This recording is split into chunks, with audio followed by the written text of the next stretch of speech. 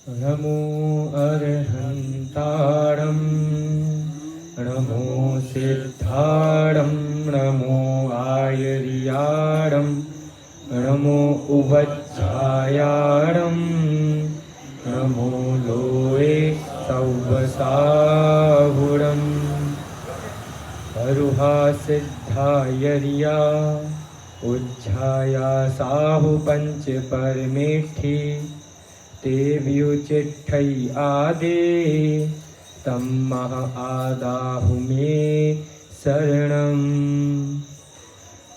मोक्ष मार्ग के नेता एवं कर्म पर्वतों के भेदक और विश्व के सब तत्वों के गायक चेतन संवेदक सद्गुण आप समान प्राप्त हो यही भावना भाकर दे विनय पूर्वक करूं वंदना बारंबार जिनेश्वर दे बारंबार जिनेश्वर दे।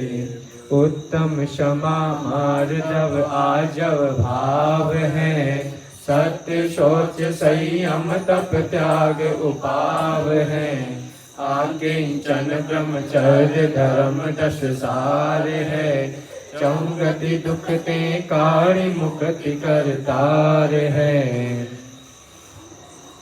10 लक्षण महापर्व जो ये पर्व आते हैं बहुत महत्वपूर्ण है।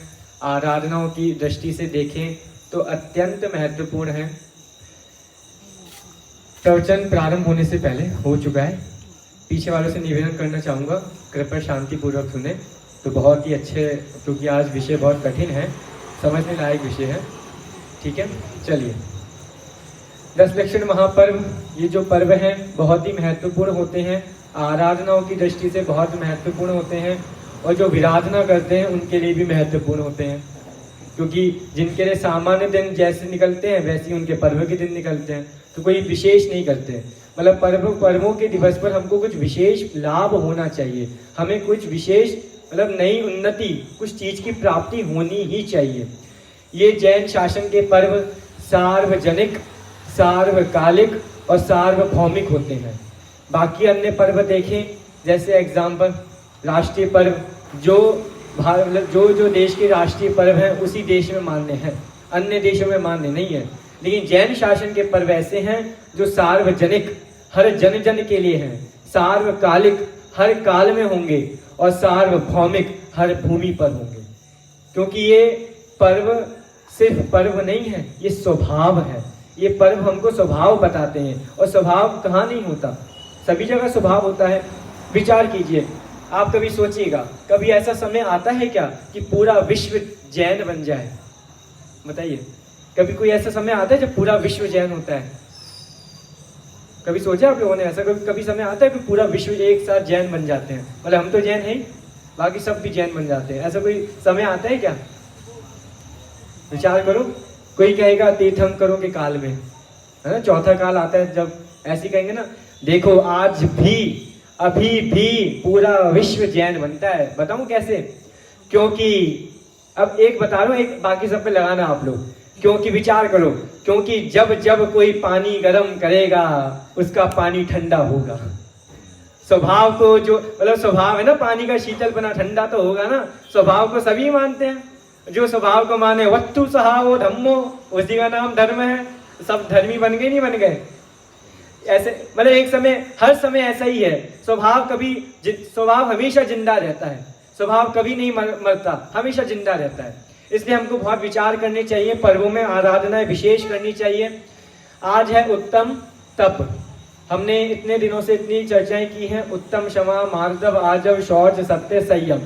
आज है 7वां दिवस उत्तम तप। बहुत ही महत्वपूर्ण मतलब दिन है, बहुत समझने लायक भी है, क्योंकि तप करना किसको पसंद नहीं है? सभी को पसंद है। पूरे विश्व में तप करना सभी को पसंद है, और कहीं ना कहीं हर जीव की इच्छा होती ही है कि हमारा जीवन तपमय बीते। मतलब तप तो हमारे जीवन में होने ही चाहिए। बताइए, यहाँ पर हम सबके जीवन में ऐसी कभी वांछा होती है कि नहीं होती कि हम तप करें?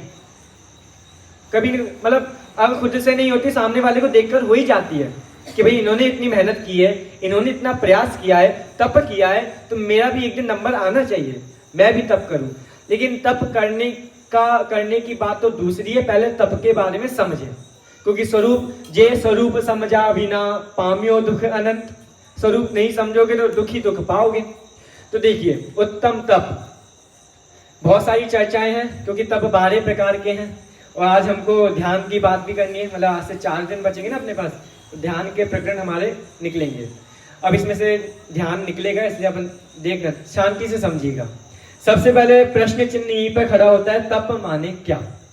देखिए, हमें जब भी कोई चीज समझनी हो ना, सिर्फ 2 प्रश्न उस वस्तु में लगा दो, उस क्वेश्चन में, क्या और कैसे। बस क्या मतलब ये क्या है और ये कैसे है, आपको अपने आप रुचि जगेगी उसको जानने के लिए। समझा? क्या और कैसे, ये 2 फॉर्मूले याद रखिएगा हमेशा जब भी हमें। जीव क्या है और जीव कैसे है, पुद्गल क्या है और पुद्गल कैसे है। और तीसरा फॉर्मूला लो, क्यों, क्या कैसे और क्यों। हर वस्तु को, हर विषय को जानने की इच्छा। अब सुबह वाले विषय से लगाओ, अनेकांस्याद्वाद क्या है, अनेकांस्याद्वाद कैसे है और अनेकांस्याद्वाद क्यों है। अपने आप वस्तु को जानने की वांछा होगी, इच्छा होगी, रुचि होगी। पूरा विषय अपना इन 3 में ही होता है विषय, बस क्या, क्यों और कैसे। पूरी दुनिया की पढ़ाई इन 3 में ही है बस, इसके अलावा कुछ नहीं है। मतलब जिसने क्या समझ लिया उसको कैसे भी समझ में आएगा, और कैसे समझ रहा है तो उसको क्यों, रीजन क्या है। हर चीज का रीजन होता है ना, लॉजिक क्या है, वो लॉजिक अपने आप समझ में आएगा। तो तप माने देखते हैं क्या है। बहुत सरल परिभाषा है। संयम किसे कहते हैं, कल बताया था ना, संयम भूल गए। अरे परिभाषा आपको याद करवाई थी, एक शब्द था बस, संयमनम संयमः, इतनी से परिभाषा याद करवाई थी ना, संयमनम संयमः। अब दिक्कत ये हो जाती है कि लोग ना प्रश्न नहीं करते। अब मैंने उस समय बोला होगा, शुरू में ही बोला था व्याख्यान में, अंत तक सब भूल गए और घर जाके सब विषय कषाय में लग गए, याद ही नहीं रहा। ये तो वही बात हो गई। एक बार एक गांव में, मतलब गांव क्या बोले, शहर में, क्योंकि गांव तो रहे नहीं है, शहर ही रहे हैं सब जगह। तो एक बार एक शहर में रामायण की कथा चली, ठीक है, पूरी रात भर रामायण चली। सुबह अम्मा जो रामायण सुना रहे थे, सुबह अम्मा जी ने पूछा कि आपने पूरी रात रामायण सुनाई, हमको एक बात समझ में नहीं आई कि राक्षस कौन था और देव कौन था, मतलब सज्जन कौन था। इतनी सी बात समझ नहीं है उनको, राक्षस कौन था और देव मतलब सज्जन कौन था, किसने राक्षसों जैसी प्रवृत्ति की और किसने महान सज्जनों जैसी प्रवृत्ति की। इतनी सी बात अम्मा जी को समझ में नहीं आई। ये प्रश्न देखकर सुनकर हमको हंसी आती है, लेकिन इस प्रश्न के पीछे कितना मार्मिक रहस्य छुपा है। पता है, अधिकतर यही होता है बच्चों के साथ कि इस क्लास में प्रश्न नहीं पूछेंगे, क्योंकि एक प्रश्न पूछा सब हंस जाएंगे ना, हंसने का भय रहता है। लेकिन कभी कभी प्रश्नों के पीछे कितनी महान बातें छुपी होती हैं। आपको बता दो इस प्रश्न का रहस्य। क्या प्रश्न किया अम्मा जी ने कि भैया राक्षस कौन था और सज्जन कौन था। अब विचार करो, हमारा उत्तर क्या आएगा, राम मतलब सज्जन थे और राक्षस रावण थे। अब विचार करो, अब राम की बात तो दूर, पहले मैं लक्ष्मण की बात खड़ा करूंगा उसमें कटघरे में। देखो लक्ष्मण भी सज्जन ही थे ना, बिल्कुल सज्जन थे। राम के भाई तो सज्जन नहीं होंगे, बिल्कुल सज्जन होंगे। तो देखो भैया, सूर्पनखा आई, सूर्पनखा नाम था ना उसका। अब बताओ हमारे घर में कोई मेहमान आएगा, भले ही उसने हमारे साथ बदतमीजी की हो, तो हम उसकी नाक काटेंगे क्या। अब रावण की प्रवृत्ति देखो, पद्म पुराण में लिखा है, जब युद्ध चल रहा था ना, युद्ध, अब युद्ध के बीच में अष्टानिका आ गई, पढ़ा होगा किसी ने। अब अष्टानिका आ गई, नियम था कि पर्वों के बीच में युद्ध नहीं होगा, दोनों पक्षों में कोई युद्ध नहीं करेगा। और रावण अपनी बहुरूपणी विद्या सिद्ध करने के लिए चला गया अष्टानिका पर्वों में।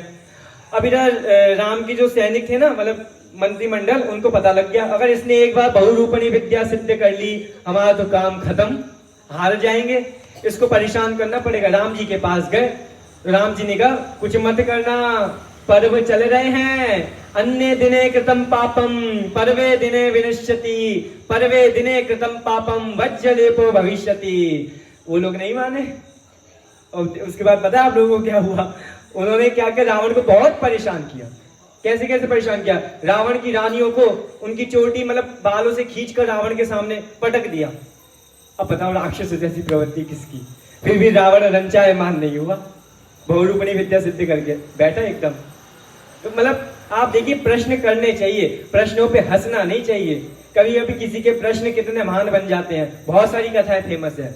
इधर आइए, संयम तो आप भूल गए, अब तप मत भूलिएगा, ठीक है। चलिए, तप की बहुत सरल परिभाषा आचार्य वीरसेन स्वामी ने धवला में लिखी है, सरल है, आपको याद भी होगी। इच्छा निरोधस तपः, बोलिए सभी, इच्छा निरोधस तपः। इच्छाओं का निरोध करना, उसका नाम तप है।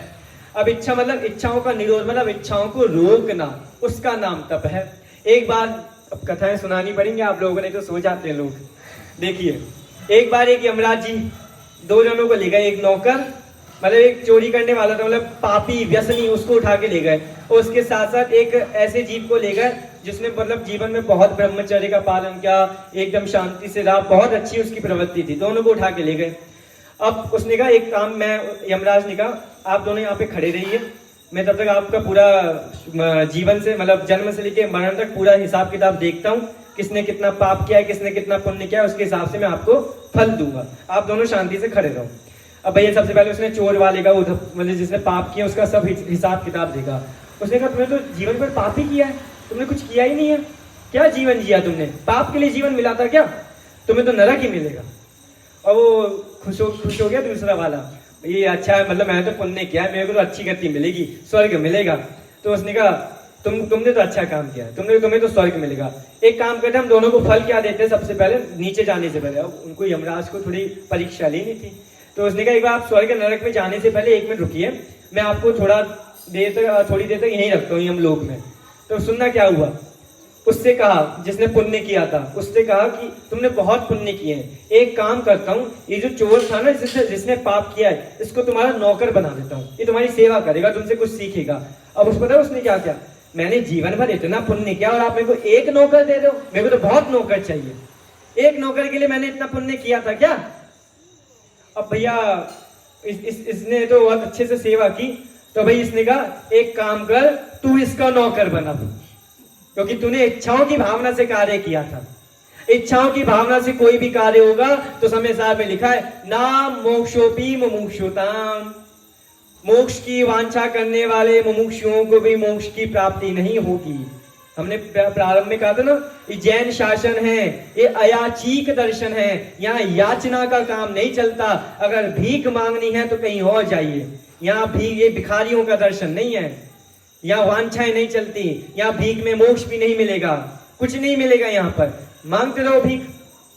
इसलिए हमको तप के बारे में समझना चाहिए, क्योंकि संयम में लिखा था जिसके बिना जिनराज नहीं सीजे, मतलब जिनराज भी जिसके बिना नहीं सीज पाए, नहीं रीझ पाए, मतलब जिनराज नहीं बन पाए, ऐसी तप के बिना भी कोई भगवान नहीं बन सकता। अब विचार कीजिए तप किसको होता है, श्रावकों को, मुनिराज को? तप किसको होते हैं, श्रावकों को या मुनिराज को? मुनिराज को। मुनिराज की मुख्यता से तो तप का वर्णन शास्त्रों में किया गया है, मुनिराजों की ही मुख्यता से। वैसे आंशिक रूप से देखें तो श्रावकों के भी तप होते हैं। फिर भी हम तत्वा सूत्र से चलेंगे, क्योंकि ये 10 धर्म विशेष रूप से किसके प्रकट होते हैं, मुनिराजों के, तो तप भी किसके प्रकट होगा, मुनिराजों का। चलिए आइए तप के 2 भेद करते हैं। सबसे पहले बहिरंग तप और अंतरंग तप, ठीक है।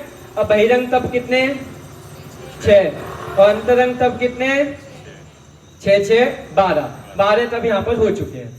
अब क्रमशः समझते जाएंगे एक एक तप के बारे में। सबसे पहले आप ऐसा समझिए, जो पहले नंबर का तप है और जो अंतिम नंबर का तप है, उनमें से ऐसा करना है आपको, जो पहले नंबर का तप है उससे दूसरे नंबर का तप बड़ा है, दूसरे से तीसरे वाला बड़ा है, तीसरे से चौथा बड़ा है, सबसे बड़ा कौन सा हुआ, 12वां। अब 12वें से सब नीचे, मतलब एक से एक असेंडिंग ऑर्डर और डिसेंडिंग ऑर्डर आपको घटाना है, ठीक है ना, ऊपर से नीचे, नीचे से ऊपर। अपन तो ऊपर से नीचे चल रहे हैं, नीचे से ऊपर होता ही नहीं है। अच्छा पहले ये समझे, अंतरंग तप करने चाहिए या बहिरंग तप करने चाहिए?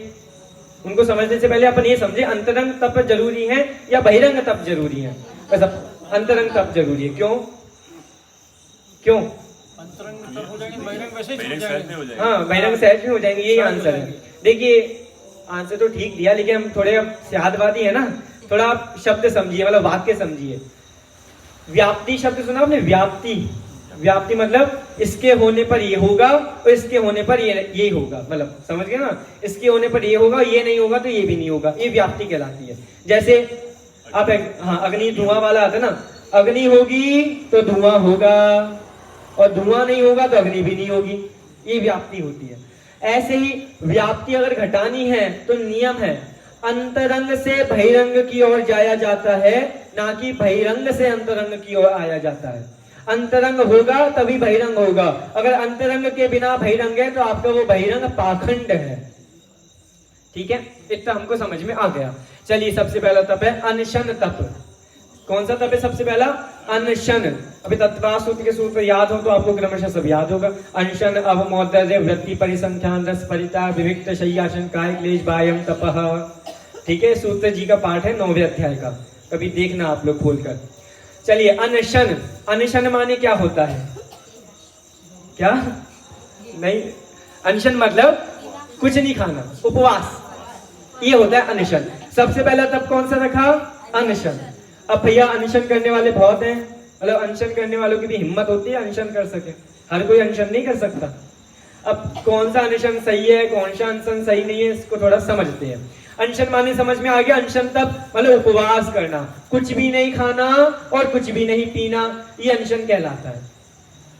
अब विचार कीजिए आप, अनशन जीव करेगा एक घर में, आप लोगों ने सुना होगा, पहले भी भैया अनमोल ने बताया होगा, हर्ष जी ने बताया होगा, फिर से बताना पड़ेगा।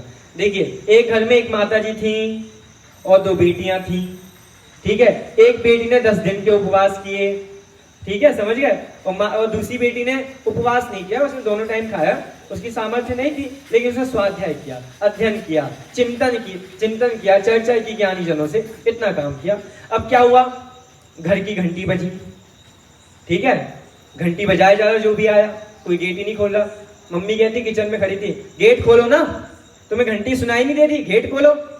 तो भैया अब किससे कहेंगी मम्मी?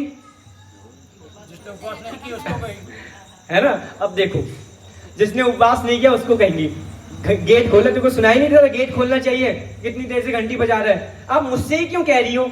उससे कहो ना, वो भी तो बैठी है यहीं पर मेरे साथ में, उसको कहो, मेरे को क्यों कहती हो आप? अगर अब गेट नहीं खोला तो मुझसे बुरा कोई नहीं होगा, तो तुमसे बुरा है भी कौन? तो भाई अब बोलेंगे आपने, चलो उसने गेट खोल दिया, आपने उससे क्यों नहीं कहा? अरे उसने उपवास किया है, दोनों टाइम कुछ नहीं खाया, तुमने तो दोनों टाइम ठूसा है, तो किया क्या है तुमने? मतलब इसको लोग किया हुआ मानते ही नहीं है, उसको किया हुआ मानते हैं। अब यहाँ विचार करो, अनशन के बारे में आप समझ गए। अब देखो, मैंने कुछ दिन पहले श्लोक कहा था, फिर से कहता हूँ, कषाय विषयाहारो त्यागो यत्र विधीयते उपवासं स विज्ञेय शेषम लंघनकम विदु। इसका मतलब क्या कहते हैं? बहुत प्राचीन आचार्य का श्लोक है भाई। उपवास उसे ही कहते हैं कि खाना छोड़ने का नाम उपवास नहीं है। कषाय विषय अगर छूटेंगे तो आपका उपवास सार्थक है, नहीं तो बाकी सब लंघन है। लंघन मतलब समझते हो ना? लंघन मतलब अतिक्रमण है, बाकी सब मतलब, हाँ, लांघना शब्द आप लोग सुना होगा कभी, अतिक्रमण है इसका अर्थ, गूगल पे देखना, अतिक्रमण निकलेगा।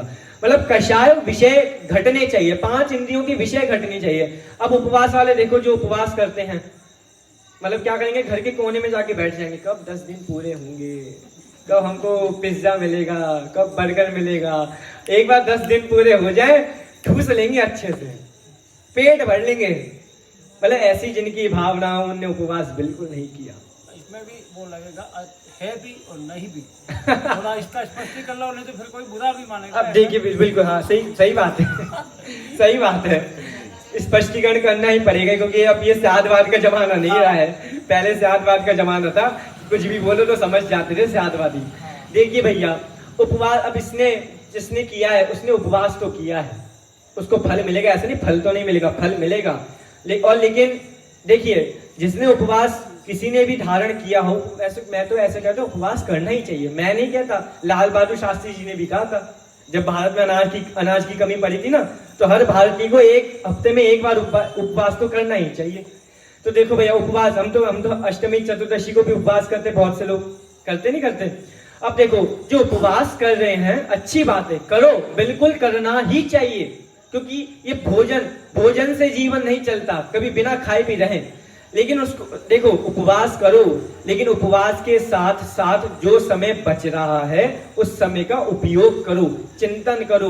हम ऐसा नहीं कहते पढ़ो, हम नहीं कह रहे पढ़ो, जो पढ़ सकते हैं वो पढ़ो, जो पढ़ नहीं सकते वो चिंतन करो, और जो चिंतन भी नहीं कर सकते वो कम से कम ज्ञानी जनों से चर्चा कर लो, तभी उनका उपवास सार्थक है। इसलिए उपवास की यही विधि है। अब पहले लोग कुछ भी समझते, पहले तो लोग सही समझते थे, क्योंकि पहले इतने काम नहीं थे ना घरों में, आज तो काम बहुत सारे हैं, तो उपवास वही लोग कर पाते जो थोड़े स्वाध्यायी हों, जो थोड़े चिंतन करते हों, वही उपवास अच्छे से कर पाएंगे। इसलिए भाई जिनने उपवास किए हैं बहुत बड़ी बात है, वो अपना अपना विचारें कि हमने उपवास करके समय का उपयोग किया है कि नहीं किया। अगर थोड़ा भी समय का उपयोग किया है तो भी उनका उपवास सार्थक है, वही सफल है। उपवास का फल तो शास्त्रों में बहुत ऊंचा ऊंचा लिखा है, स्वर्ग की प्राप्ति, उच्च स्वर्ग की प्राप्ति, उत्तम भोग भूमि की प्राप्ति, बहुत सारे फल मिले हैं। लेकिन सच में परंपरा फल तो मोक्ष ही है। शास्त्रों में देखना, परंपरा फल मोक्ष ही बताया। उपवास करने वालों के बहुत गुणगान गाए हैं, बहुत ही गुणगान। तो भैया पहला तप तो आपको समझ में आ गया, कौन सा तप है? पहला अनशन। जल्दी से आइए दूसरा अवमोदर्य। अवमोदर्य क्या है भैया? एक बार उपवास, मतलब एक बार खाना, एक आसन करना, ठीक है ना, एक आसन, एक बार खाना, एक बार नहीं खाना, ये अवमोदर्य है। अब विचार करो, नहीं खाने वाला ज्यादा महान है या एक बार खाने वाला ज्यादा महान है? विचार देखने से तो ये लगता है जो नहीं खा रहा है वही सबसे महान है, एक बार खाने वाला। लेकिन एक बार, इसके पीछे लॉजिक है। लॉजिक पता है ना आप लोगों को? हाँ भैया, अब एग्जाम्पल इसमें लो कि दो बच्चे हैं घर में, एक ने उपवास किया है और एक ने एक बार खाया है, मतलब एक ही बार खाया है। अब शाम को मम्मी ने रसगुल्ले बना दिए समझा? मम्मी पापा तो रसगुल्ले खा रहे हैं और वो देख रहा है बच्चा। अब उसकी अगर इच्छा जग गई, काश मेरे को भी रसगुल्ले मिल जाते, कल खाऊंगा, तो भैया उसका एक आसन कुछ काम का नहीं है, वो ऊनोदर आज दूनोदर बन गया है। ऊनोदर भी कहते हैं कहीं कहीं एक आसन को, वो ऊनोदर आज दूनोदर बन गया है। इसलिए अपन को विचार करना चाहिए कि अनशन अवमोदर है। अब आओ वृत्ति परिसंख्यान। वृत्ति परिसंख्यान क्या है कि भाई नहीं, वो रस परिता का आगे आएगा। वृत्ति परिसंख्यान मतलब मुनिराजों की मुख्यता से है, जब भी कोई मुनिराज आहार के लिए जाते हैं तो वो अटपटी प्रतिज्ञाएं लेकर जाते हैं, समझते ना? इसके लिए एक एग्जाम्पल शास्त्रों में आता है। एक बार एक जगह जैनों का अभाव हो गया, मतलब वही थोड़ी कहानी सुबह वाली जैसी आपको मिलेगी, थोड़ी सी अलग है। 2-3 वाक्यों में बोलता हूँ कि वहां पर एक राजा आया, उसने वहां पे सभी जैनियों को निकाल दिया, जैन नहीं थे, बहुत दुख हो गया। एक बार एक बच्चा नदी के किनारे था, पानी छान कर पी रहा था, उसको राजा के पास ले गए क्योंकि जैनों का लक्षण है। मीटिंग लगा दी, मीटिंग लगाने के बाद क्या हुआ, राजा ने बच्चा समझ के माफ कर दिया, और क्या करेगा, कोई बात नहीं, बच्चा है ना, पहली बार गलती हुई, कोई बात नहीं, अब आगे से ध्यान रखिए, चला जा। लेकिन उस बालक को हृदय में चुभ गई ये बात कि हम जैन होके हम स्वतंत्रता से अपना धर्म पालन नहीं कर सकते। तब उस बालक ने निर्णय कर लिया कि मैं बड़ा होके जैन धर्म की बहुत प्रभावना करूंगा। तो वो बालक ने बड़े होके मुनि दीक्षा धारण की, स्वाध्याय किया, ग्रंथों का अध्ययन किया, मुनिराजों से बातें सीखी, और उनने वृत्ति परिसंख्यान में फेमस है इसलिए बता रहा हूं, और उनने ऐसी प्रतिज्ञा की जब जब मैं आहार के लिए निकलूंगा तभी आहार ग्रहण करूंगा, जब तक एक दिन में 100 जैन नहीं बना लेता। एक दिन में 100 जैन नहीं बना लेता तब तक मैं आहार ग्रहण ही नहीं करूंगा। ये वृत्ति परिसंख्यान का सबसे उत्कृष्ट उदाहरण मिलता है। आप बता सकते हो मुनिराजों का नाम, उस मुनिराज का नाम क्या था? नहीं पता? कोई बात नहीं, देखिए उन मुनिराज का नाम था, ये वही मुनिराज हैं जिन्होंने 72,000 श्लोक प्रमाण धवला लिखी है। आचार्य वीरसेन स्वामी, वीरों जैसा काम किया वीरसेन स्वामी, बहुत प्रभावना की है वीरसेन स्वामी ने, बहुत प्रभावना। तो ये वृत्ति परिसंख्यान आपको समझ में आ गया, ठीक है? अब आ गया रस परित्याग, फेमस है भैया, रसों का त्याग करना। एक एक दिन आपकी वो दही, घी, चीनी सब आपको पता है, कौन से दिन कौन से रस का त्याग करना चाहिए, बताने की आवश्यकता है नहीं क्योंकि फेमस है, सब ज्यादा चढ़ना नहीं, तो बहुत फेमस है। तो भैया अनशन, अवमोदर्य, वृत्ति परिसंख्यान, रस परित्याग, विविक्त शय्यासन। ये क्या होता है विविक्त शय्यासन? बोलिए। हाँ मतलब देखिए, आसन बार बार नहीं बदलना, मतलब एक ही जगह आसन स्थिर रखना। अब यहाँ पर लिखा है विविक्त शय्यासन, मतलब एक जगह आसन स्थिर रखना, लेकिन इससे हमको ये समझना है अपना उपयोग एक ही जगह रखना, वो असली विविक्त शय्यासन है। उपयोग एक जगह रहेगा तो आसन ऑटोमेटिक एक जगह रहेगा ही रहेगा। आसन बार बार नहीं बदलना, कहीं यहाँ चलेगा कहीं वहां चलेगा, ऐसा नहीं, एक ही जगह रहो, ठीक है। तो विविक्त शय्यासन। और अंतिम काय क्लेश। काय क्लेश क्या होता है? शरीर को दुख पहुंचाना, वो काय क्लेश है। ऐसा नहीं है काय क्लेश में भैया बहुत उपद्रव हो रहा हो, उपसर्ग हो रहा हो, 22 परिचय हो रहे हो, तो उनको शांति पूर्वक सहन करना, सहजता से सहन करना, वो काय क्लेश है। तो 6 आपको तब समझ में आ गए होंगे। बहिरंग सरल है तो, क्योंकि खाने पीने से जुड़े हैं। अब खाना पीना तो बहुत पसंद है सबको, ठीक है। खाने पीने से एक बार क्या हुआ था, आपको प्रश्न पूछता हूँ, चलो आपको थोड़ा बता ही देते हैं। अच्छा, खाने पीने से हमको खाना पीना तो पसंद है। आहार हमारा जैनों का आहार कितना उच्च है, तो जैनों जैसा आहार कहीं मिलेगा ही नहीं, ऐसे कितना फेमस है ना। आप बताइए, मांसाहार भोजन श्रेष्ठ है या शाकाहार भोजन श्रेष्ठ है? ये सबको पता है। एक बार कॉन्फ्रेंस हुई, वहां पर यही विषय रखा गया, सबसे अच्छा आहार कौन सा, शाकाहार या मांसाहार। सारे देश विदेश के लोग आए, वहां एक जैन विद्वान भी है, तो सभी ने अपने अपने पक्ष रखे। और आप देखो, मतलब उसमें ऐसा था कि कोई भी अपना पक्ष सुनाए वो सबको सुहा जाए, तो उसी का पक्ष मान्य हो जाएगा। एक पक्ष ऐसा आया, सुनना ध्यान से सुनना, आपको मजा आएगा। एक पक्ष ऐसा आया, उसने कहा मांसाहार भोजन सर्वश्रेष्ठ है। क्यों भैया मांसाहार भोजन क्यों सर्वश्रेष्ठ है? भैया आप विचार करो, 3 चीजें होती है ना, मिनरल्स, प्रोटीन्स और फैट, ये 3 चीजें होती है ना खाने में अपन को मिलती है। तो मांसाहार भोजन में तीनों एक ही साथ मिलती हैं। मांसाहार में तीनों एक ही साथ होती है। अब शाकाहारियों में क्या करें, दालों से मिनरल्स, ठीक है ना, तेल वाले खाने से फैट, और प्रोटीन से सब्जियों से, तीनों अलग अलग जगह मिल रहे हैं। जब तीनों चीजें एक ही जगह मिल रही है तो वजन उच्च हुआ ना। मतलब तर्क तो कितना अच्छा लगा उसने, समझे, तर्क समझ गए ना आप लोग। अब इस तर्क का खंडन हम कैसे करेंगे, सबको अच्छा लगा, तो वो जैन विद्वान खड़े हुए, भाई आप क्या कह रहे हो, विचार करो। आप थोड़ा विचार करना। उनने क्या कहा, उनने कहा जो चीज हमको सरलता से मिल जाए उसका सेवन करने से क्या क्या आनंद आएगा। जो मेहनत करने से मिलेगा, यहाँ से इकट्ठा करो, वहां से इकट्ठा करो, वहां से इकट्ठा करो, उसमें आनंद जाता है। जो चीज सरलता से एक जगह मिल जाए उसमें क्या आनंद है। समझे आप उनका तर्क, जैन विद्वान का। सबको समझ में आ गया। तो शाकाहार भोजन ही सर्वश्रेष्ठ है। उन जैन विद्वान का नाम बाद में पूछ लेना आप लोग प्रवचन के बाद क्या है, ठीक है। तो ये आपको सामान्य 6 बहिरंग तब आपको समझ में आ गए। अब अंतरंग तब मुख्य यही है। देखिए अंतरंग क्या है, क्योंकि अंतरंग से बहिरंग की व्याप्ति है। सबसे पहला कौन सा है, प्रायश्चित। प्रायश्चित के बारे में भी बहुत सारे विवेचन है। प्रायश्चित हमको धारण करना चाहिए। सबसे बड़ी बात है कि अपनी भूल सामने वाले से कहना, ये सब, हाँ, मतलब जो भी भूल हुई, चाहे अनजाने में हुई हो चाहे जानबूझकर हुई हो, भूल स्वीकार करना, ये सबसे बड़ा वो है प्रायश्चित। अब ये विशेष मुनिराजों के लिए कहा है, क्योंकि मुनिराज का संग होता है, आहार के लिए जाते हैं, बहुत सारे दोष लगते हैं, सब आगे आचार्य को बताते हैं, हमसे ये हुआ, सब बताना ही पड़ता है। जो नहीं बताए वो मुनि नहीं, ठीक है ना। चलिए, उपसर्ग हो रहा है हम पर भी चलिए, ठीक है। तो प्रायश्चित आपको समझ में आ गया। अगला हो विनय, ठीक है। विनय भी बहुत बड़ा तप है। विनय मतलब किसकी विनय करना, माता पिता और गुरुजनों की? अरे नहीं भैया, विनय भी 4 प्रकार की कही है। ज्ञान दर्शन चारित्रोपचारः, ज्ञान विनय, दर्शन विनय, चारित्र विनय और तप विनय। अब सम्यक दर्शन ज्ञान चारित्र की विनय ही सबसे सर्वश्रेष्ठ विनय है। अब देखिए, विनय नाम का सुनना ध्यान से, 3 चीजें हैं। विनय नाम का धर्म, विनय नाम का पुण्य और विनय नाम का पाप, मिथ्यात्व। विनय मतलब कितनी मुख्यता है। विनय को तीनों में रखा है, धर्म में भी है और पाप में भी है और पुण्य में भी है। स्वीट पॉइजन है विनय। आजकल समझ में नहीं आती विनय क्या है हमारा। मतलब विनय तो सच्ची जिन्हें देव की हो रही हो, मतलब कर रहे हो सामने से, अंदर पता नहीं किसकी विनय हो रही है। मतलब विनय भी बहुत बड़ा वो धर्म है।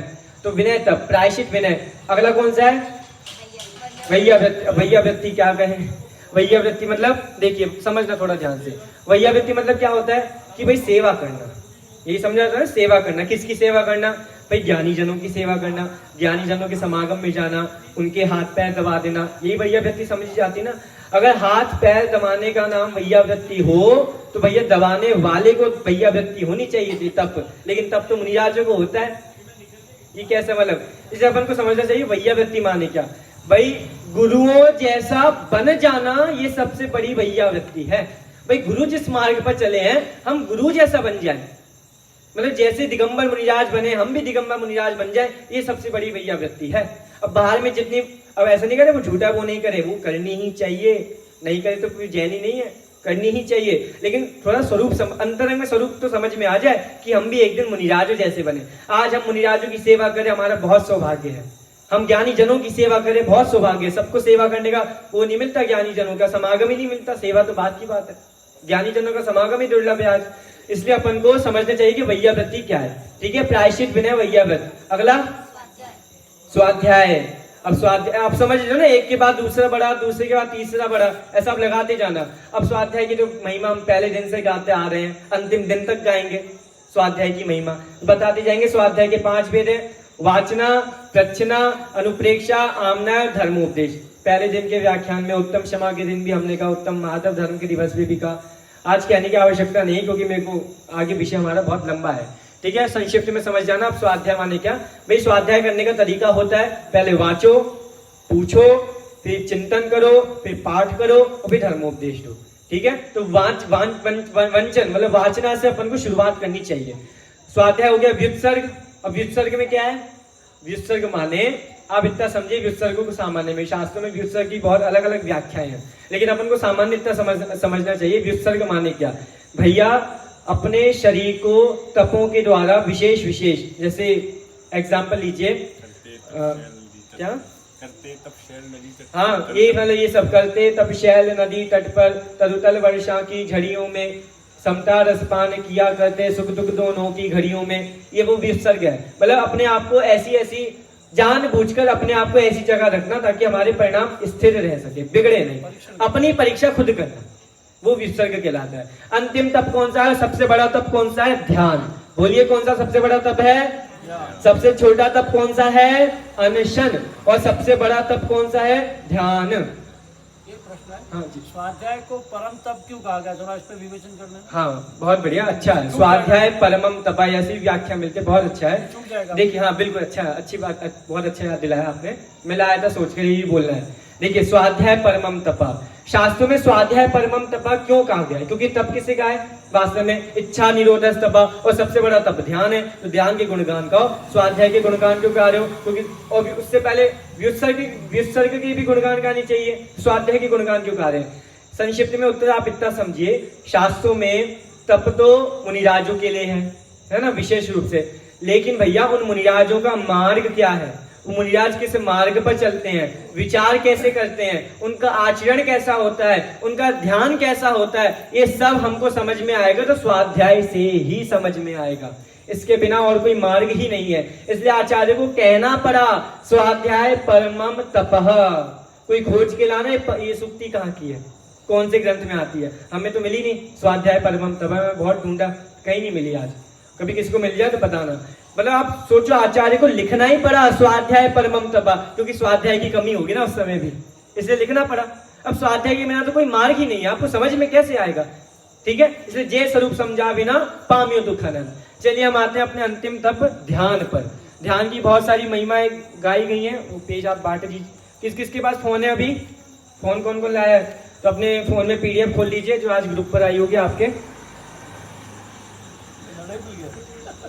कोई बात नहीं, जिनके पास फोन नहीं है वो पेज ले ले यहाँ से आगे, और जिनके पास फोन है फोन का उपयोग करें। चलिए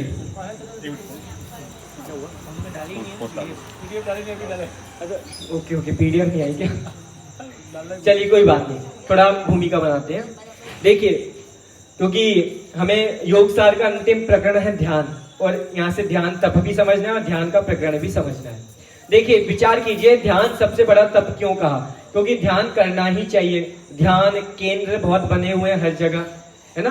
वो पतंजलि का चलता है ना ध्यान वाला, क्या नाम है उनका, भूल गया। हाँ ध्यान का वो चलता है ना बहुत।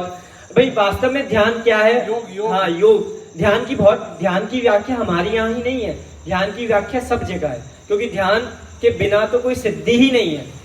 जितने भी मंत्रों की सिद्धि होती है ध्यान से होती है, आत्म सिद्धि होती है ध्यान से होती है, कोई भी सिद्धि हो ध्यान से ही होती है। लेकिन वो ध्यान क्या होना चाहिए, ध्यान कितने प्रकार का होना चाहिए, वो हमको थोड़ा समझना है। आचार्य देवों ने ही समझाया ध्यान। ठीक है, आचार्य योगिंद्र देव द्वारा विरचित योग सार महान ग्रंथ जो 3 भागों में विभक्त है। वैसे इसके 3 भाग है नहीं, मैंने प्रकरण के अनुसार 3 भाग बनाए हैं। वैसे इसमें देखे तो बहुत सारे भाग बना लेना आप लोग जब अध्ययन करो। 3 भाग कौन कौन? सबसे पहला आत्मा की 3 अवस्थाएं, दूसरा है पुण्य पाप का विवेचन और तीसरा है ध्यान। अब हम 2 विवेचन हम कर चुके हैं, अब तीसरा मतलब आप समझिए अब योग सार का समापन होने वाला है। 4 दिन बचे ना, 4 दिन में हम योग सार का समापन करेंगे। और आपके ग्रुप में जो पीडीएफ आई है ना, उसको ध्यान से देखना। उसमें एक तरह से वो आपका ध्यान का पूरा लेख बन गया है, पूरा लेख। हमने ध्यान के जितने भी जहां जहां विवेचन थे उनको एक जगह संग्रहित कर दिया है। मतलब आपको कभी भी ध्यान का प्रकरण पढ़ना हो तो इसको आप पढ़ सकते हैं शांति से, तो आपको सब समझ में आएगा। चलिए, सबसे पहला यही प्रश्न चिन्ह खड़ा होता है, ध्यान किसे कहते हैं? तो मैंने पीडीएफ में सबसे पहले ध्यान की परिभाषा दी है, क्योंकि ये परिभाषा तत्वार्थ सूत्र के 9वें अध्याय की है। ठीक है, चलिए पीडीएफ आ गई। चलिए ठीक है, मैं सूत्र बोलूंगा, आप मेरे पीछे रिपीट कीजिएगा। उत्तम सहननस्य काग्र चिंता निरोधो ध्यान मांतर मुहूर्तात्। बोल सकते हैं आप सभी एक साथ?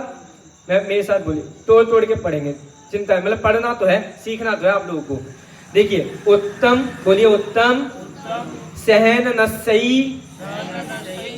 काग्र चिंता निरोधो ध्यानम आंतर मुहूर्तात्। इसको संधि विच्छेद कर दो तो और अच्छा रहेगा। देखो, उत्तम सहननस्य एकाग्र चिंता निरोधो ध्यानम आंतर मुहूर्तात्, ऐसा निकलेगा। ठीक है, अब देखो ये परिभाषा आचार्य उमा स्वामी ने लिखी है ध्यान की। इसमें क्या बताया है? सबसे पहले पद क्या है? उत्तम सहननस्य। मतलब जो उत्तम सहनन वाले हैं वो क्या करते हैं? उत्तम सहनन वाले अभी विवेचन करेंगे, पहले सामान्य समझिए। उत्तम सहनन वाले एकाग्र चिंता निरोधो, मतलब एकाग्र चिंतन करेंगे और निरोध करेंगे। उत्तम सहनन वाले एकाग्र चिंतन द्वारा निरोध करते हैं। इतना वाक्य समझ में आया? अब देखो ध्यानम आंतर मुहूर्तात्, इसको और थोड़ा पहले जोड़ो। मतलब इसको अपन पता है ऐसा बोलते हैं, वृक्षारोपण न्याय। कभी आप लोगों ने नहीं सुना होगा वृक्षारोपण न्याय क्या होता है? पेड़ है ना, पेड़ पर चढ़ेंगे तो कैसे चढ़ेंगे? कैसे चढ़ते हैं पेड़ पर? अरे बताइए, नीचे से ही तो चढ़ेंगे। तो ऐसे ही वृक्षारोपण न्याय, कभी कभी ऐसे सूत्र भी होते हैं हमें उल्टा चलना पड़ता है, मतलब उल्टे एक एक पद की उल्टी व्याख्या करेंगे तभी सीधा समझ में आएगा। लेकिन अब देखो यहाँ से दोनों समझ में आएगा। देखो, पहला वाक्य बन रहा है कि उत्तम सहनन वाले एकाग्र चिंतन द्वारा निरोध करते हैं। ठीक है, उसी का नाम ध्यान है। और अंतर मुहूर्तात् मतलब अंतर मुहूर्त तक, अंतर मुहूर्त मतलब समझते हैं 48 मिनट -1 समय कम। ठीक है, वो समझ गया। भाई उत्तम सहनन कौन कौन से होते हैं? सबसे पहले तो वज्र वृषभ नाराज सहनन, फिर नाराज सहनन, और एक और रह गया वज्र वृषभ नाराज सहनन। चलो कोई बात नहीं, 2 तो याद आ गए, तीसरा मैं भूल गया। नहीं 3 है, इससे शुरू वाले 3 आते, कोई बात नहीं, देख लेना आप लोग। सबसे पहले अपन तो मुख्य यही लेते हैं, वज्र वृषभ नाराज सहनन। ये किसको होता है? नहीं, जो महापुरुष होते हैं 63 शलाका पुरुष, उन सभी को, मतलब जो मोक्ष जाते हैं ना उन सभी को ये उत्तम सहनन वाला, मतलब जो वज्र विषम नाराज सहनन है वही होता है। मतलब आप समझिए सहनन क्या होता है? सहनशीलता, उसकी पावर। भाई उस जीव को आप कितना भी मारो, पास आते पत्थर फेंके थे ना कमठ ने, अब कितने भी पत्थर फेंक ले, कितनी वर्षा कर ले, कुछ भी कर ले, उनको कुछ नहीं होने वाला, क्योंकि अब पास चाहते तो एक फूंक करते उड़ जाता कमठ। समझिए आप? तो ये उत्तम सहनन वाले। तो उन्होंने पहली शर्त लगा दी, ध्यान तो उन्हीं को होगा जिनके उत्तम सहनन होगा। सबसे पहली शर्त ये लग गई, ध्यान उन्हीं को हो सकता है जिनके उत्तम सहनन हो। उसके बाद क्या कर रहे हैं भैया? जिनके पास उत्तम सहनन है वो ध्यान कर रहे हैं, लेकिन बाद में क्या ध्यान से क्या करना है उनको? एकाग्र चिंतन, एक ही चिंतन होना चाहिए। अब चिंतन भी चिता समान है, क्योंकि चिंतन भी विकल्प है ना, लेकिन इस अपन को क्या समझना है? चिंतन मतलब उसमें मग्न हो जाओ, लीन हो जाओ। एकाग्र मतलब मैंने आपको शुरू में बताया था, कहीं भी जैन दर्शन में एक शब्द है, आपको क्या समझना है? आत्मा। ये हमने नहीं कहा, अपभ्रंश के कोई एक बहुत बड़े कवि हुए हैं अन्य उसके समाज के, उन्होंने कहा है कि जैन दर्शन में कहीं भी एक शब्द है उसका आंख बंद करके अर्थ समझो आत्मा। अब यहाँ पे एक शब्द आया कि नहीं आया? ऐसे बहुत जगह मिलेगा आपको। तो एकाग्र चिंतन, एक अग्र, एक का ही ध्यान करो, उसके ही सन्मुख हो जाओ। तो भैया पहली शर्त हो गई कि उत्तम सैनन वाले करेंगे ध्यान। दूसरी शर्त हो गई कि भाई ध्यान तो उसी का नाम है अगर एकाग्र चिंतन हो तो बस। अब देखो तीसरी शर्त क्या है, निरोधो इच्छा निरोधस्तपः, इच्छाओं का निरोध कीजिए, ठीक है। अगली शर्त देखो, अंतर मुहूर्त, मतलब अंतर मुहूर्त तक ही ध्यान होता है, इससे ज्यादा ध्यान हो ही नहीं सकता। आप देखो 7वां गुणस्थान, 8वां गुणस्थान, 9वां, 10वां, 11वां, 12वां, इनके अगर उत्कृष्ट काल देखेंगे अंतर मुहूर्त ही है सारे, सबका अंतर मुहूर्त है आगे, क्योंकि अंतर, अब इसलिए प्रवचन का समय 45 मिनट क्यों होता है, क्योंकि 48 मिनट तक तो अंतर मुहूर्त, मतलब एक चिंतन 48 मिनट तक ही होता है। अब 45 मिनट तो फिर 3 मिनट फिर भी कम कर रहे हैं, क्योंकि 3 मिनट तो भटक ही जाते हैं। इसलिए भाई अब अपन तो 1 घंटे का प्रवचन करते हैं, वैसे 45 मिनट का ही करना चाहिए, मतलब हर जगह, क्योंकि इससे ज्यादा ध्यान मतलब हो ही नहीं सकता, उपयोग जा ही नहीं सकता, नियम है। आज के समय में तो 5 मिनट भी लग जाए बहुत बड़ी बात है। चलिए, इतना आपको सूत्र जी का अर्थ, सामान्य अर्थ आपको समझ में आ गया होगा। मतलब उन उमा स्वामी आचार्य ने ध्यान जब तप बताया ना, ध्यान के बारे में इतने सारे सूत्र लिख दिए ध्यान के बारे में। आत्म ध्यान उसके भेदों का वर्णन, रौद्र ध्यान उसके भेदों का वर्णन, देखना कभी सूत्र जी, मतलब उनको प्रायश्चित का वर्णन उन्होंने ज्यादा नहीं किया, किसी भी तप का वर्णन ज्यादा नहीं किया, लेकिन ध्यान का किया, क्योंकि ध्यान सबसे बड़ा तप है। और यही समझ में नहीं आएगा तो कैसे समझ में आएगा आप सबको, मतलब यही मार्ग समझ नहीं आएगा, मोक्ष का मार्ग ही यही है ध्यान, और ध्यान समझ में नहीं आएगा तो काम कैसे चलेगा। चलिए ठीक है, अब देखो उसके नीचे क्या लिखा है, आपको पेज और पीडीएफ में क्या लिखा है, नीचे द्रव्य संग्रह, ये लिखा है ना। देखिए मैंने द्रव्य संग्रह इसलिए फेमस है ध्यान के लिए, ध्यान का प्रकरण उसमें बहुत जबरदस्त है, इसलिए वो फेमस है। हम द्रव्य संग्रह पे अभी आएंगे, उससे पहले नीचे आप कीजिए योग सार के छंद दे रखे हैं, योग सार के जो ध्यान के छंद है ना वो अपन पढ़ते हैं, क्योंकि अपना मूल विषय योग सार ही है। उसके बाद हम द्रव्य संग्रह का थोड़ा देखेंगे।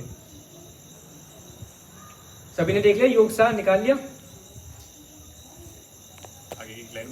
हाँ, जो स्वपर को, हाँ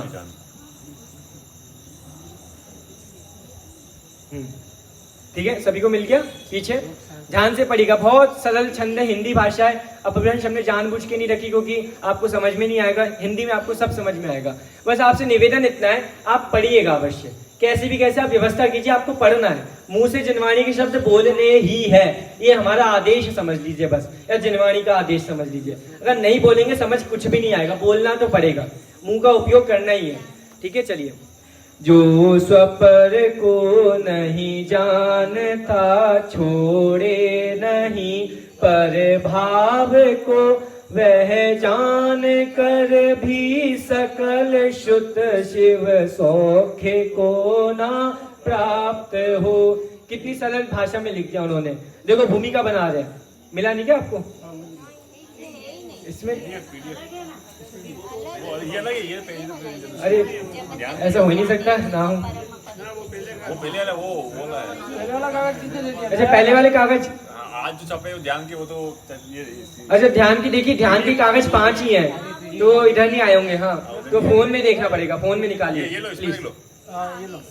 हाँ भाई कोई बात नहीं। जो देखो हमने पुण्य पाप वाले आपको कागज दिए ना, उसमें हमने इसलिए दी क्योंकि अपन को अंतिम छंद पढ़ते हैं इसलिए, लेकिन ध्यान के आज हमने नए पीडीएफ बनाई है, पीडीएफ से आप काम चलाइए। जिनके पास फोन नहीं है वो पेज लीजिए, जिनके पास फोन है फोन का उपयोग कीजिए। चलिए फिर से पढ़ना पड़ेगा, देखिए चलिए।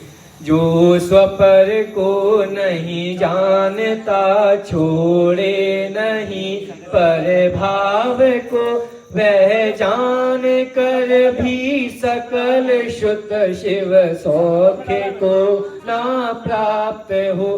क्या कह रहे भैया, पहली शर्त लगा दी, भूमिका बना रहे आचार्य देव। जो देखिए अंतिम प्रकरण चला है योग सार का, मतलब आप 108 छंद है ना, तो आप मानिए 78 नंबर का छंद करीब होगा ये। देखिए, जो स्वपर को नहीं जानता छोड़े नहीं पर भाव को, पहले उन्होंने क्या दिया, भाई स्वपर को नहीं जानोगे, स्व और पर में भेद विज्ञान नहीं करोगे और परभाव को छोड़ोगे नहीं, तो आप ध्यान में एडमिशन ले ही नहीं सकते।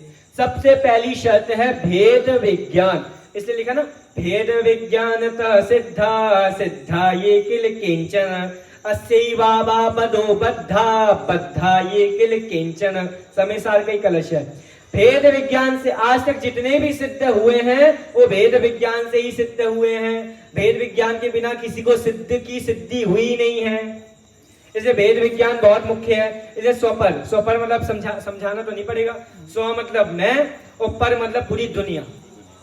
दुनिया के दो भाग अपन को करने हैं, एक इसमें रखिए, एक पक्ष में मतलब मैं, आप, हम पर्सनल, और एक पूरी दुनिया। इसलिए बोलते हैं ना जीव द्रव्य और जीव तत्व, दोनों में क्या अंतर है पता ही होगा ना। जीव तत्व यानी मैं, और जीव द्रव्य माने दुनिया के जितने भी संसार के जीव द्रव्य सब उसमें जीव द्रव्य में आ जाएंगे, और जीव तत्व में सिर्फ मैं अकेला आऊंगा। मोक्ष की प्राप्ति होगी तो जीव द्रव्य को जानकर नहीं होगी, जीव तत्व को जानकर होगी। ठीक है, तो देखिए अगला नीचे वाली लाइन देखिए, वो बहुत मुख्य है।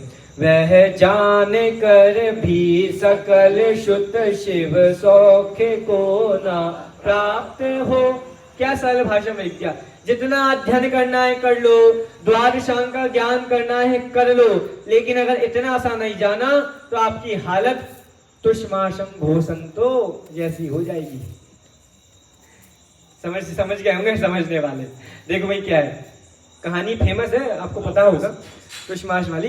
भैया किसी को बहुत ज्ञान होता है फिर भी सिद्धि नहीं हो पाती, किसी को ज्ञान नहीं होता फिर भी सिद्धि हो जाती है। शिव भूति मुनिराज इसके लिए सबसे परफेक्ट उदाहरण में आते हैं। शिव भूति मुनिराज तुष्माश भूसंतो, बस इतना सा जान लिया कि ये अलग है, ये अलग है, ये दाल अलग है, दाल का छिलका अलग है, शरीर अलग है, आत्मा अलग है, बस इतना सा जान लो, उनको सिद्धि होगी कि नहीं होगी। जिनको नमो का मंत्र याद नहीं होता था, समझो उनका शिवोपशम ज्ञान कितना कम होगा।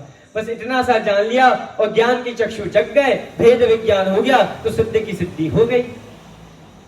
क्या मतलब क्या गौरव है, क्या मुनिराजों का, वो इससे ये समझा रहे हैं। अगर आप, अब कुछ लोग कहते हैं हमको इतना ज्ञान तो है नहीं, आपको कितना ज्ञान है। अरे भाई कोई बात नहीं, नहीं है तो नहीं है, इतना सा समझ जाएंगे तो भी कार्य हो जाएगा, इतने से समझने से कार्य होगा। आप विचार करो, जो द्वादशांग के पाठी, उनको इतना सा समझ नहीं आता कि 100 पर को जानना जरूरी है। आश्चर्य लगता है कितना।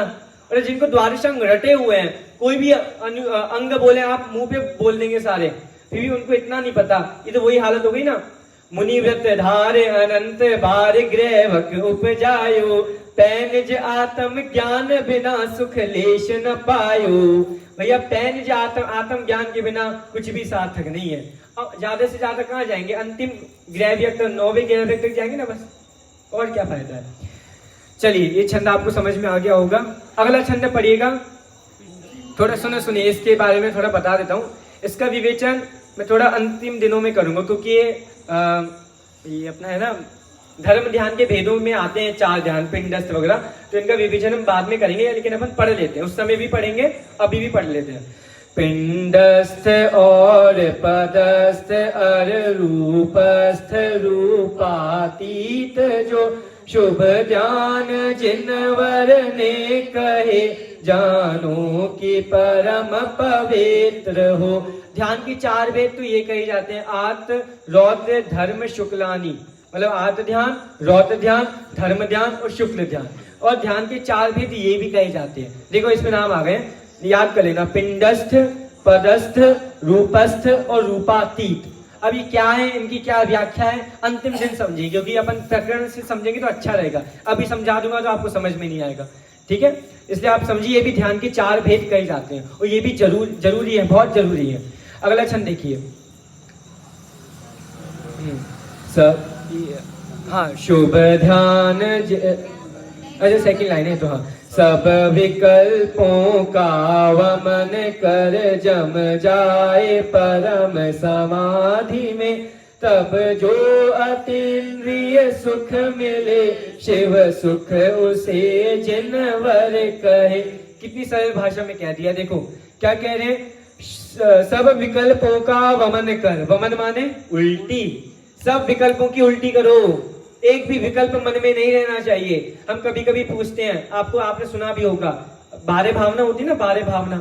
अब बारे भावना हमको भानी चाहिए कि नहीं चाहिए, बताइए। बिल्कुल चाहिए, बारे भावना तो बहुत जरूरी है। बारे भावना मुनिराजों के लिए भी है और गृहस्थों के लिए भी है, लेकिन भावना भवनाशिनी और भावना भववर्धिनी, ये बारे भावना भी तो एक विकल्प है ना। ये मोक्ष मार्ग में अड़चन बन के रह जाएगा। विकल्प का तो अभाव होना ही चाहिए। आचार्य देवों को विकल्प तो बिल्कुल भी नहीं चाहिए। मोक्ष मार्ग में 0.1% का भी विकल्प नहीं चलेगा, 0.0 ही चाहिए विकल्प। इसलिए विकल्पों से, अब वो 5 पांडवों की कहानी आती है, 3 पांडव मोक्ष चले गए, 2 क्यों रह गए? इतना सा विकल्प आ गया बस। इतने से विकल्प से उनके पूरे जीवन की तपस्या का क्या फल मिला? सर्वार्थ सिद्धि, और फंस गए संसार में 33 सागर तक। हालांकि उनको मोक्ष तो होगा, फिर भी इतना तो हमको संसार इतना भी नहीं चाहिए, समझे आप? चलिए, इसलिए विकल्पों का वमन करो, जानो परम पवित्र, मतलब हाँ, सब विकल्पों का वमन कर जम जाए परम समाधि में। अब समाधि मरण की व्याख्या भी अलग है।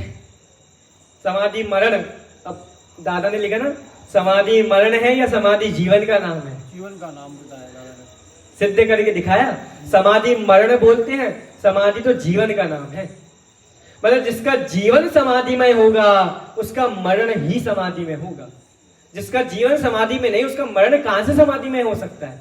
सिद्ध करके दिखाया। अब वो अलग प्रकरण है, आप कभी समझ लेना किसी और से, ठीक है? इसलिए उन्होंने लिखा है समाधि का सार, वो पढ़ोगे तो सब समझ में आ जाएगा। समाधि का सार एक कविता है छोटे दादा की, आप लोग पढ़िएगा, बहुत अच्छी कविता है।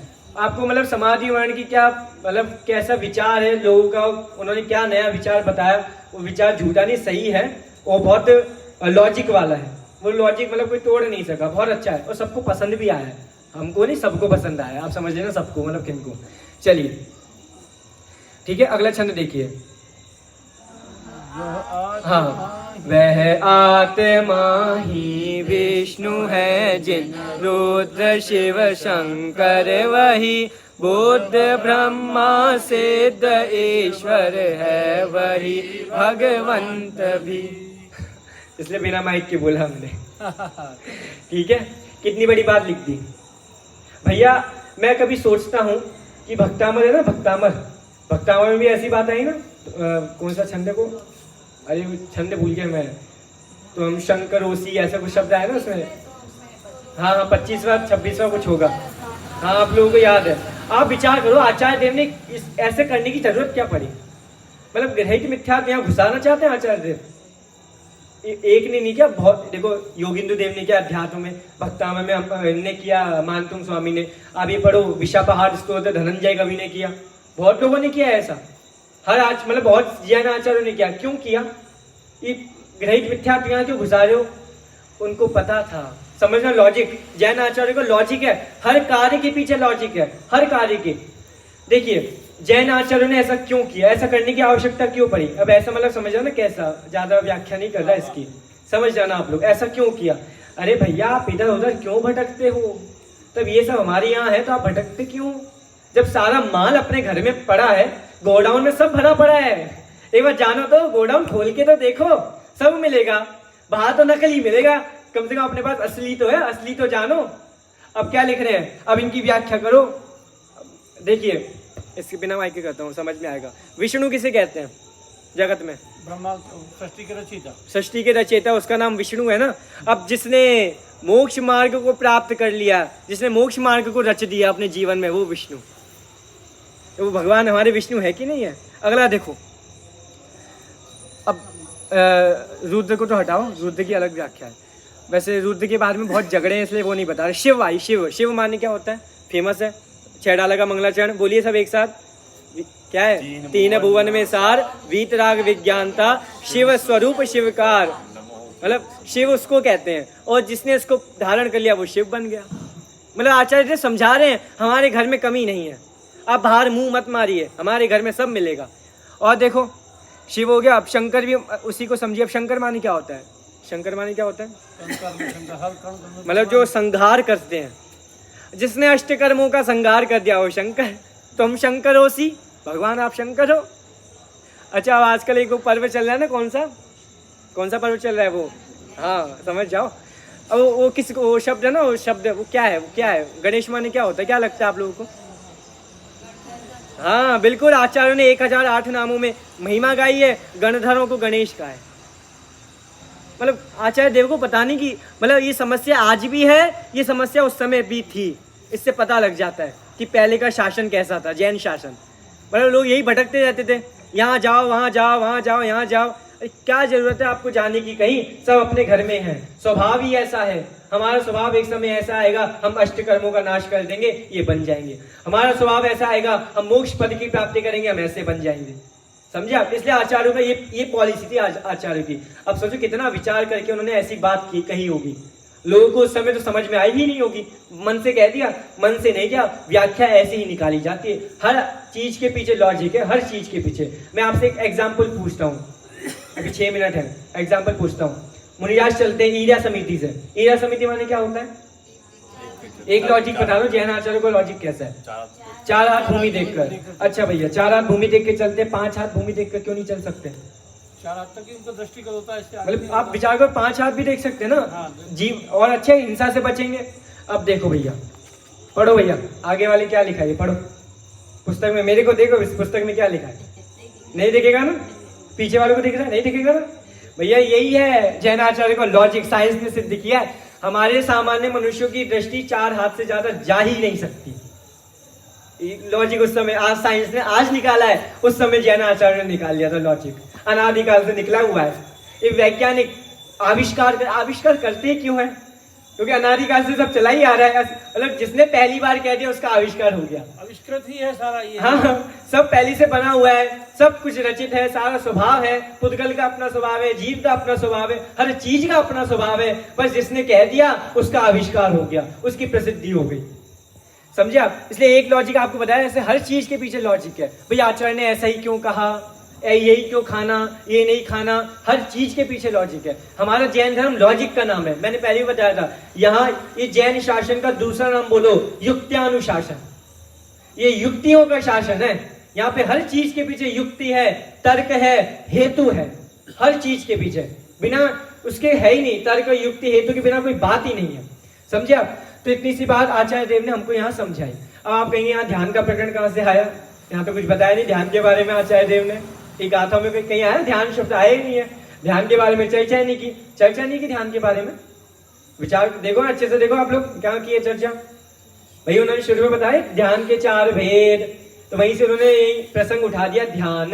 अभी बाकी जितनी भी चर्चा करें उससे ही कनेक्ट करना चाहते हैं। भैया इन सब की पदों की प्राप्ति करनी हो तो ध्यान करो, ध्यान जरूरी है। अब वो ध्यान कैसा है, क्या है, इसलिए हमने बहुत सारी चीजें कही हैं, नीचे बहुत सारे छंद रखे हैं, बहुत संकलन किया है। बोला आप मानिए इसमें योगसार भी है, इसमें द्रव्य संग्रह भी है, आपका तत्वार सूत्र भी है, आपका नाटक समय सार भी है, आपका समय सार भी है। इतने सारे ग्रंथों का संकलन ध्यान का जो जो मेरे को मिला, मैंने अब बहुत सारे विषय थे, मैंने आप सोचो मैंने कितना छाटा होगा, क्या रखूं क्या नहीं रखूं, और जो अच्छा है आप लोगों को समझ में आए, सरल आए, ऐसा हमने बहुत मेहनत करके रखा है। और भैया को लगा कितना लंबा हो गया देखो देखो पीडीएफ देखो कितना लंबा है। अब कैसे पूरा होगा? इतना लंबा हो जाएगा, सब हो जाएगा, चिंता नहीं कीजिए, सब हो जाएगा। बहुत सरल बात है, बहुत सरल, आपको सब हो जाएगा। पूरा विषय अगर नहीं भी हो तो कोई बात नहीं, मैं आपको इतना तो समझा दूंगा कि आप बाकी का पढ़ोगे तो आपको अपने आप समझ में आ जाएगा। इसलिए आप चिंता नहीं कीजिएगा। बहुत लंबी पीडीएफ बना दी पंडित जी ने। अरे सब सरल है, बहुत सरल रखा है, आपको सब समझ में आएगा। ठीक है, इसलिए अपन ध्यान की बहुत चर्चा करेंगे। मैं एक बार वो द्रव्य संग्रह की अपन सिर्फ गाथाएं बोलते हैं, इनका विवेचन हम कल समझेंगे कि यहाँ ध्यान का प्रकरण द्रव्य संग्रह में विशेष रूप से लिया गया है। इसलिए द्रव्य संग्रह की गाथाएं बोलते हैं, मतलब जो छंद हमने रखे हैं वो उतना बोलकर हम आज की बात को विराम करेंगे। और कल से एक द्रव्य संग्रह की बात से और योगसार की जो अंतिम गाथाएं हैं, प्लस नाटक समय सार और एक कविता भी अंत में दी है, वो इन सब को पढ़कर अपन शांति से ध्यान का क्या वास्तविक स्वरूप है वो समझेंगे। एक बात और विचार करो, आपको बता देता हूँ, नीचे सबसे नीचे मैंने सर्वज्ञ सिद्धि के 3 छंद रखे हैं। सर्वज्ञ सिद्धि, क्योंकि अपन को परसों सर्वज्ञ सिद्धि करनी सुबह की व्याख्यान में, तो इसलिए आप समझ जाना। और जिनके फोन तो आप मंदिर में चलाओगे नहीं, इसलिए सबसे अच्छा है घर जाके 3 छंद कॉपी में लिख लेना। 6 लाइन है, 6 लाइन लिखने में कुछ जाएगा नहीं, क्योंकि ये लिखनी अत्यंत आवश्यक है। इन 3 छंदों के माध्यम से ही सर्वज्ञ सिद्धि होगी, इसलिए आप अपनी कॉपी में लिख लेना और शांति से हम आप लिख लोगे तो पढ़ने में आपको आनंद आएगा, इन छंदों का आपको अर्थ समझ में आएगा। ठीक है, चलिए द्रव्य संग्रह के छंद निकालिए, ऊपर से 2nd नंबर पर ही है। अरे दोनों मुक्ति मग बस ध्यान में ही प्राप्त हो, इसलिए चित्त प्रसन्न से नित करो ध्यानाभ्यास तुम। यदि कामना है निर्विकल्पक ध्यान में हो चित्त स्थिर, तो मोह राग द्वेष इष्टा निष्ठ में तुम ना करो।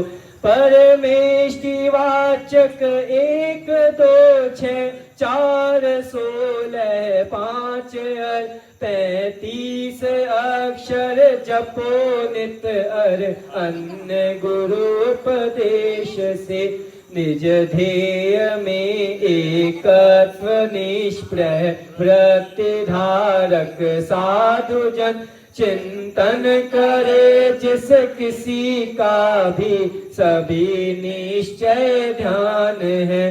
बोलो नहीं सोचो नहीं और चेष्टा भी मत करो उत्कृष्टतम यह ध्यान है निज आत्मा में रत रहो। थोड़ा पढ़कर विषय ख्याल में आया हुआ होगा, ठीक है। इसकी विशेष व्याख्या हम कल से समझेंगे, क्योंकि आज उत्तम तप के बारे में बहुत सारी बातें थी, वो समझानी आवश्यक थी कि कल उत्तम त्याग है, उसमें ज्यादा चर्चा नहीं है, तो उसमें समय हमारा ज्यादा नहीं जाएगा। तो जितना समय बचेगा हम ध्यान का बहुत सारी बातें करके, और 4 दिनों के अंदर, मतलब चौथा दिन तो हो गया, 3 दिन बचे अपने पास, तो 3 दिन में ध्यान के पूरा प्रकरण पढ़ेंगे। ध्यान शांति पूर्वक आप समझिएगा, बहुत अच्छा प्रकरण है, बहुत महत्वपूर्ण प्रकरण है। हम विचार करेंगे कि इस पंचम काल में हम ध्यान कर सकते हैं कि नहीं कर सकते, ये हमको सिद्ध करना है। हमारा एम यही है कि हम पंचम काल में, वो भी हुंडा और सर्पणी काल में, हम ध्यान कर सकते हैं कि नहीं कर सकते। ये आचार्य देव अभी सिद्ध करके बताएंगे, हम भी सिद्ध करेंगे कि इस पंचम काल में ध्यान हो सकता है कि नहीं हो सकता। इसलिए हम सभी ध्यान के स्वरूप को समझकर, निश्चित ही जो ध्यान के स्वरूप को समझेगा आत्म स्वभाव की प्राप्ति अवश्य ही करेगा। इसलिए हम सभी आत्म स्वभाव की प्राप्ति करें, पर्वों का स्वरूप समझें और अपने स्वरूप को जाने। इसी पवित्र भावना से आज की बात को विराम करते हैं।